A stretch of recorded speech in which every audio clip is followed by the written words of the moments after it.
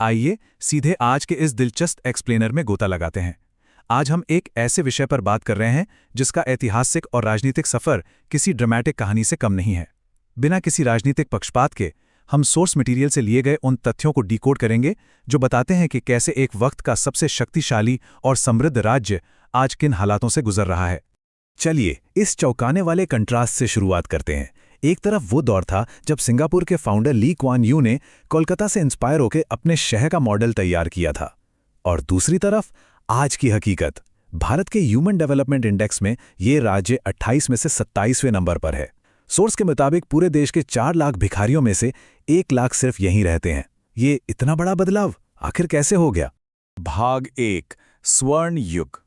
इस सिस्टम की मौजूदा समस्याओं की जड़ तक पहुंचने के लिए सोर्स का कहना है कि हमें सबसे पहले इसके उस शानदार अतीत को देखना होगा। अब इस टाइमलाइन को देखिए, ये सच में कमाल की है। 17वीं सदी में ग्लोबल जीडीपी में इस इलाके का 12% हिस्सा हुआ करता था। ये जगह इतनी समृद्ध थी कि फ्रांस के यात्रियों ने इसे मिस्र से भी ज्यादा अमीर बताया था। और सिर्फ व्यापारी नहीं, एजुकेशन में भी ये एशिया का पायनियर था। 1817 का हिंदू कॉलेज, जो एशिया का पहला मॉडर्न एजुकेशनल इंस्टीट्यूट था।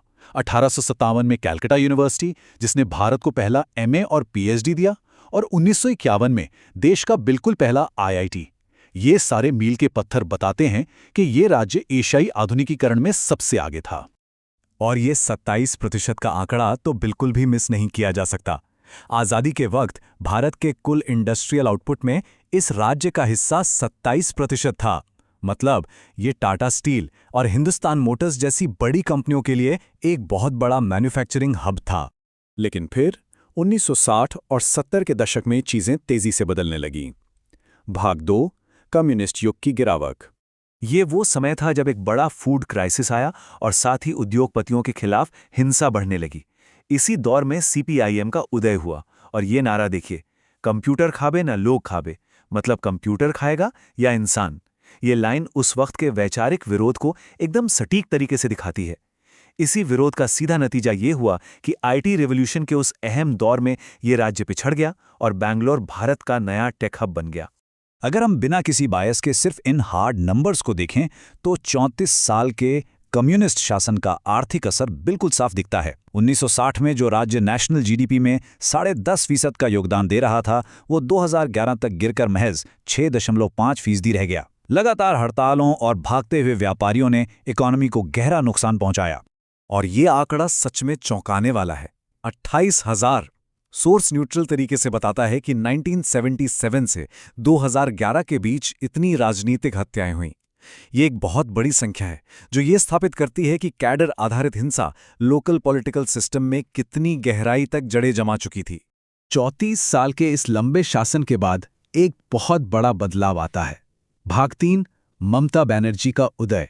एक नई नेता सामने आती हैं, सोनार बांग्ला यानी स्वर्णिम बंगाल का वादा लेकर। इस टाइमलाइन को देखिए, ये कोई आसान सफर नहीं था। 1990 में एक जानलेवा हमले से बचने के बाद 1998 में अपनी पार्टी बनाने तक का सफर। लेकिन गेम चेंजर साबित हुए 2006 के सिंगूर और नंदीग्राम के भूमि अधिग्रहण प्रदर्शन। इन्हीं प्रदर्शनों ने टाटा नैनो की फैक्ट्री को गुजरात जाने पर मजबूर कर दिया और 2011 में इसी जन आंदोलन ने एक नई सरकार की नींव भी रख दी। अब यहाँ एक दिलचस्प विडंबना सामने आती है जो इस विश्लेषण का एक अहम हिस्सा है। भाग 4, नया चेहरा वही सिस्टम। आइए देखते हैं कि ये सब कैसे एक पैटर्न बनाता है। विश्लेषण बताता है कि नई सरकार ने सत्ता में आते ही पुरानी व्यवस्था के उन सभी प्रणालीगत कमियों को अपना लिया जिन्हें खत्म करने का वादा किया गया था। पुराने पार्टी कैडर पावर के लिए बस नए झंडे के नीचे आ गए। बूथ लेवल की वसूली वैसी ही चलती रही। रिपोर्ट बताती है कि कट मनी और कंस्ट्रक्शन सिंडिकेट का वही पुराना ढांचा बिना किसी रोक टोक के जारी रहा।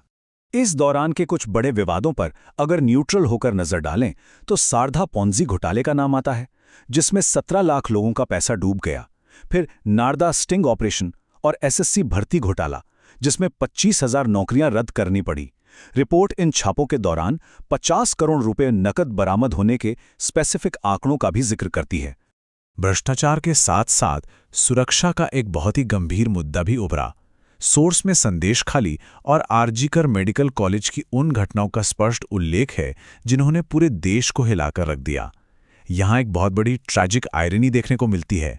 जिस सिस्टम ने महिला सशक्तिकरण के नाम पर अपनी पहचान बनाई, उसी प्रशासन द्वारा महिलाओं को रात में बाहर न जाने की सलाह दी जाने लगी। चलिए अब इस एक्सप्लेनर के आखिरी और सबसे अहम हिस्से की तरफ बढ़ते हैं। भाग 5, कल्याणकारी योजनाएं बनाम विकास। तो सबसे क्रूशल पॉइंट यह है, एक तरफ कन्याश्री, लक्ष्मीर भंडार और 2 रुपए किलो चावल जैसी बड़ी वेलफेयर स्कीम्स हैं, जिन्होंने गरीबी को मैनेज करने में शानदार काम किया है। डायरेक्ट बेनिफिट ट्रांसफर का ये मॉडल पूरे देश के लिए एक उदाहरण बना। लेकिन दूसरी तरफ की सच्चाई ये है कि प्राइवेट सेक्टर और नौकरियों की भारी कमी है, और इसी वजह से पढ़े लिखे युवाओं को अपना करियर बनाने के लिए आज भी दिल्ली या मुंबई जैसे शहरों की तरफ पलायन करना पड़ता है। तो अंत में सवाल यही बचता है, क्या ये राज्य वापस अपने उस स्वर्ण युग का रास्ता खोज पाएगा जिसके लिए ये कभी पूरी दुनिया में मशहूर था? इस चक्रीय इतिहास को देखते हुए ये एक ऐसा सवाल है जो गहराई से सोचने पर मजबूर कर देता है और भविष्य को लेकर कई नई जिज्ञासाएं पैदा करता है। इस विश्लेषण से जुड़ने के लिए बहुत बहुत धन्यवाद।